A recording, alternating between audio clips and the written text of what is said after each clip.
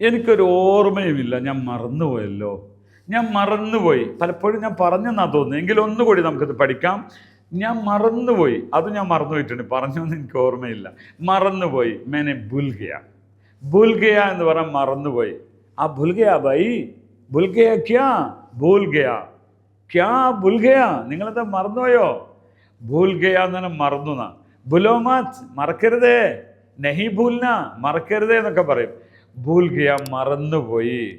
അപ്പോൾ പറയാണ്, ഈ ഹാത്ത് മേ രഖോ കൽ ഭൂൽ ജായേഗ, ഇത് കയ്യിൽ പിടിച്ചോളൂ, നാളെ മറന്നു പോകും. ഭായിസാബേ പൈസ ആപ്കാ ഹാത്ത് മേ രഖോ, ഹോ സക്തേ ഹൈ കൽ ഭൂൽ ജായേഗ, ഹോ സക്തേ ഹൈ, സംഭവിക്കാം, കൽ ഭൂൽ ജായേഗ, താങ്കൾ ചിലപ്പോൾ മറന്നു പോകുന്നു. അപ്പോൾ ഭൂൽഗയ മറന്നുപോയി, ഭൂൽ ജായേഗ മറന്നു പോകും എന്നൊക്കെ പറയാം. ഓക്കെ. അതേപോലെ തന്നെ യാദിനയെ, മുझे യാദിനെ, ബിൽക്കുൽ യാദിനെ, ഒരു ഓർമ്മയും കിട്ടുന്നില്ല.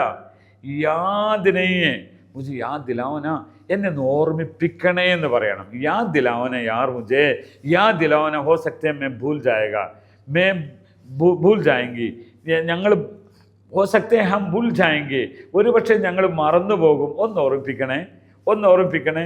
അപ്പം യാദ് ദിലാന ഹേ, യാദ് കർണ, ഓർമ്മിക്കുക, യാദ് ദിലാന, ഓർമ്മ നൽകുക, അല്ലെങ്കിൽ ഓർമ്മിപ്പിക്കുക എന്നൊക്കെ അർത്ഥത്തിനാണ് അത് പറയുക. ചെറിയ മാറ്റമൊക്കെ ഉണ്ടാവും, ഇവരുടെ നാടൻ വർത്തമാനങ്ങളാണ്, അങ്ങനെ നമ്മൾ പഠിക്കേണ്ടത്. പുസ്തകത്തിൽ നോക്കി അതിൻ്റെ കറക്റ്റ് ഗ്രാമറൊക്കെ ഒപ്പിച്ച് പറഞ്ഞാൽ എവിടെ സാധനം എത്തൂല.